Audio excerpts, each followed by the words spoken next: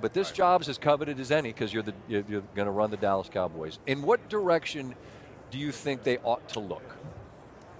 Well, I thought Mike McCarthy would be the head coach, so this is a bit of a surprise for me today that he's not going to be. And what went into those conversations that Schefter talked about, I'm not exactly sure, but it suggests that there's not a real plan. I mean, and the fact that they haven't had the opportunity to maybe interview a Ben Johnson and some of these others, Aaron Glenn. I think that what Schefter said as far as Kellen Moore being a candidate, that seems logical to me. A guy who has familiarity with the building. He's worked obviously with the Cowboys and with Jerry Jones, and they know each other very well. In fact, when Mike McCarthy got the job, it was told to Mike that Kellen Moore would be the offensive coordinator. So that's how much the Jones family thinks of him.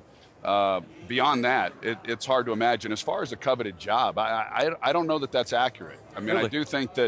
I do think the Cowboys are obviously a high-profile team. Whoever is covered or whoever is head coach of that team is certainly going to draw a lot of attention. But I think most football people that take over as a head coach, they want to do it on their terms.